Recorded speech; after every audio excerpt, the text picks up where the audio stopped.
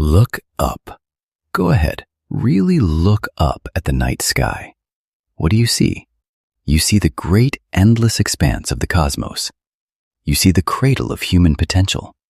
You see the stars, those ancient, distant beacons of light that have guided our ancestors, inspired our religions, and fueled our darkest ambitions for millennia.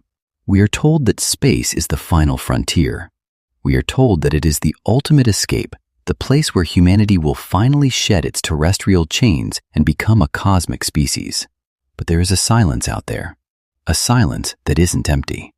What if I told you that the space immediately above our heads, the very sky we look to for hope, has been turned into a graveyard, a high-speed, hypervelocity prison yard filled with the wreckage of our own arrogance? We are not explorers anymore. We are litterers who have trashed our own doorstep, and now that trash is coming back to hunt us. Tonight, we aren't talking about satellites or internet connectivity or the race to Mars. We are talking about a mathematical certainty, a chain reaction that scientists have been whispering about in the dark corners of their labs for 40 years. We are talking about the Kessler Syndrome. I am your host for Vantage Elite, and tonight we are dissecting the architecture of our own extinction. We are looking at the day we lose the stars. We are looking at the moment we lock the door to the heavens and throw away the key. Welcome to the Kessler Lock.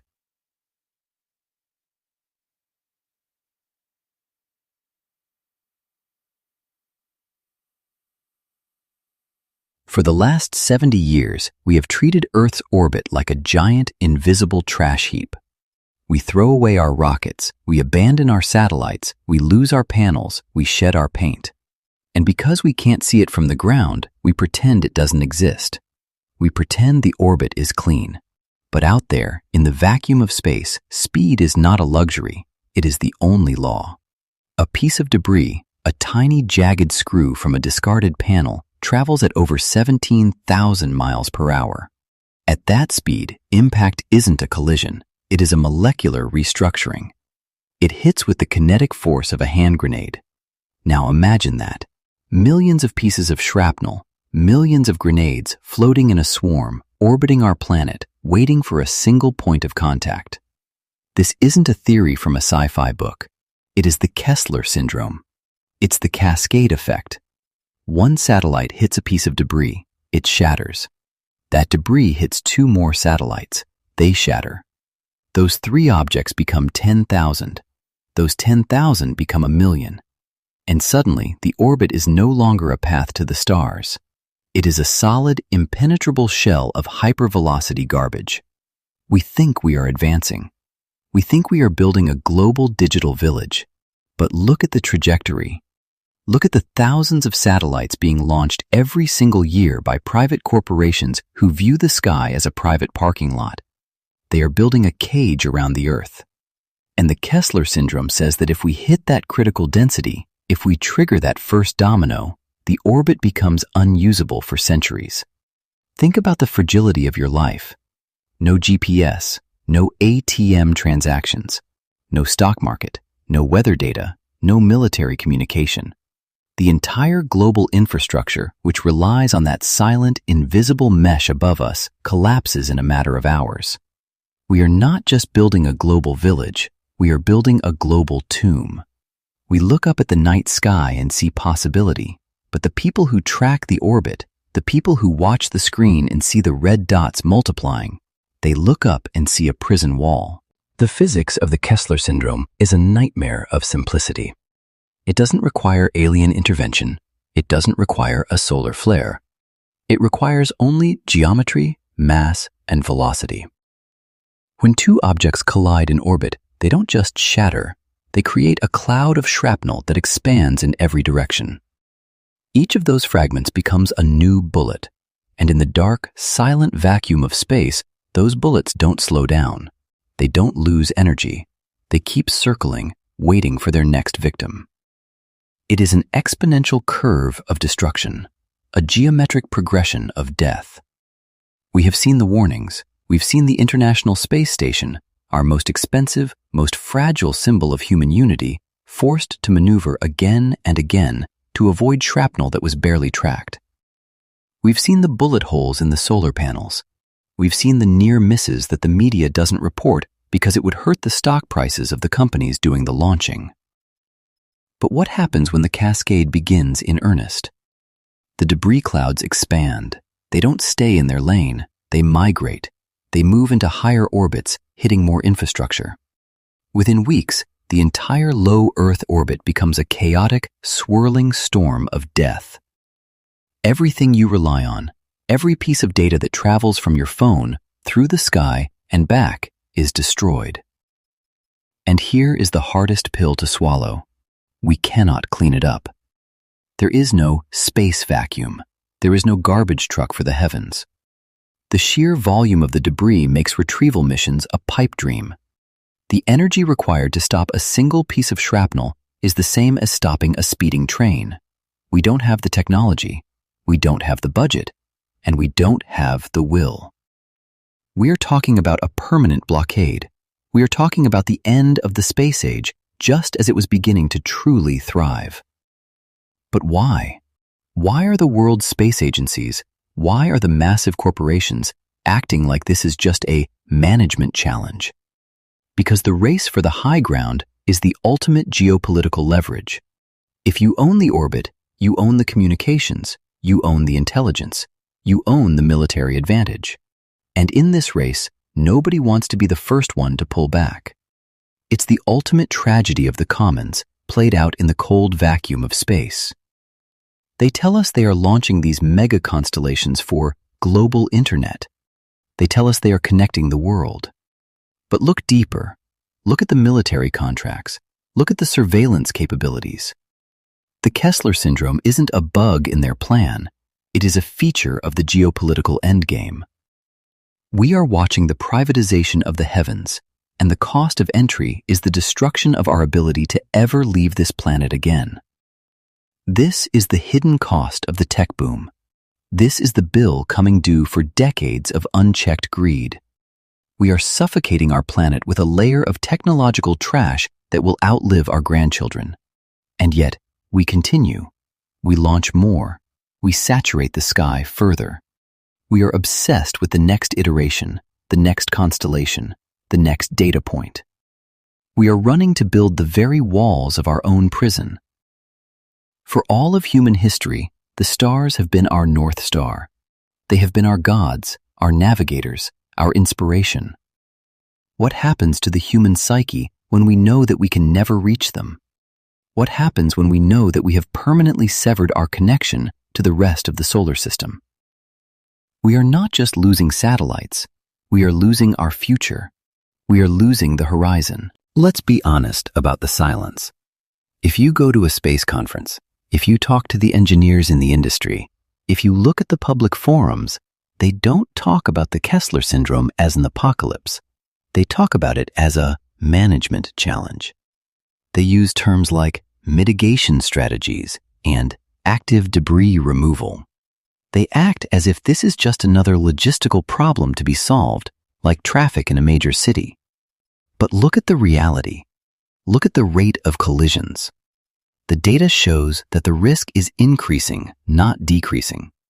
The public is being fed a steady diet of optimistic PR, while the agencies responsible for our orbital safety are literally warning that we are out of time. Why the cover-up? Because the entire global economy is now dependent on what happens in low Earth orbit. If we were to admit that the orbit is a ticking time bomb, the value of those massive, multi-billion-dollar satellite constellations would plummet. The stock prices would collapse. The funding for the next generation of launches would dry up. The system requires you to be confident in the infrastructure. It requires you to believe that the satellites above your head are stable, secure, and permanent. The truth that they are sitting in a minefield is simply not profitable. There is an entire layer of the economy that exists purely on the assumption that space is an infinite, safe resource. And that assumption is a lie. Think about the military involvement. We aren't just talking about Starlink or GPS. We are talking about kinetic kill vehicles. We are talking about satellite-to-satellite interceptors. We are talking about Space Force. Every country is building the capacity to destroy each other's satellites. And every time a satellite is destroyed by a missile, it creates thousands of new pieces of debris. It creates a new Kessler event in real time. The great irony is that the same powers that claim to want space dominance are the ones ensuring that space dominance will be impossible for anyone, including themselves. They are creating a scenario where, in the event of a global conflict, the first move is to turn space into a permanent, impassable barrier. They are ready to sacrifice the future of humanity for a tactical advantage that will last for 6 months. This is the ultimate logic of the simulation. This is the great filter. We are reaching the point where our technology threatens our survival, and we choose to continue the conflict instead of solving the problem. We choose the wall. And the most terrifying part is that we know it. We have the data. We have the warnings. We have the scientists begging us to stop, or at least to slow down. But the machinery of launch and deployment is too powerful to stop. The corporate gears are locked into the launch schedule, and they don't care if the sky falls, as long as the quarterly earnings hit the mark. We are living in a system that consumes its own future to satisfy its current hunger. And that brings us to the most dangerous aspect of this prison, the blindness of the inhabitants. Are you starting to feel the weight of it? Are you starting to realize that the space you see when you look up might soon be a barrier you can never cross? The Kessler Syndrome isn't just about satellites, it's about the psychology of the trapped. If you are born on a planet where the sky is permanently obscured by a cloud of shrapnel, where every attempt to launch a rocket is guaranteed to result in a fiery, destructive collision, what does that do to the human spirit? We become a terrestrial species forever. We lose the hope of going elsewhere. We lose the ability to see the wonders of the universe. We become a planet that forgot its place among the stars. Is this the great filter? Is this why we haven't heard from the others? Maybe they didn't get destroyed by war. Maybe they just got stuck. Maybe they built their own debris clouds and were never able to clean them up. Maybe they are all staring at their own skies, wondering why they were so short-sighted. This is the ultimate revelation, the realization that turns the prisoner into the architect. We are not victims of circumstance. We are the architects of this cage. Our obsession with connectivity, our obsession with data, our obsession with more, has blinded us to the reality of the physical limits of our world. The door is not a place. The door is the moment you withdraw your belief. The door is the moment you realize that the sky isn't a limitless void. It's a fragile, finite environment that we have destroyed. But you need to be prepared for what happens when you start to see it. The system will try to force you back into the narrative. It will use the media to keep you looking at the achievements of the space industry. It will use the success stories to distract you from the debris. It will try to make the Kessler lock look like a myth, a doomer theory that doesn't hold up to the engineering reality. But if you can maintain your awareness, if you can look at the sky, look at the satellite constellations, and recognize the cage for what it is, you stop being a subject of the system and start being a witness to it. You become an observer of the orbital debris rather than a participant in the hype. And that is where the simulation fails. Because the moment you observe the cage as a cage, the illusion loses its power over you. The moment you realize that you are not the character on the screen, but the light behind the projection, the game is over. So, where do we go from here? We go nowhere. We are already here. But we see. The satellites will keep spinning. The launches will keep screaming into the sky. The systems will keep trying to render your reality into a shape that suits their corporate control. But you will be moving through it differently. You will be walking through the world with the knowledge that you are locked in. You are an error in their perfect system. And the error is the only thing that is truly free. History is no longer a script you have to follow. It is a future you are actively carving out of the data. You have the keys, you have the consciousness, and you have the awareness. The cage was never locked. You were just waiting to realize you could open the door. Look up, look within, and finally, see the world for what it truly is. Stay skeptical, stay awake, stay elite.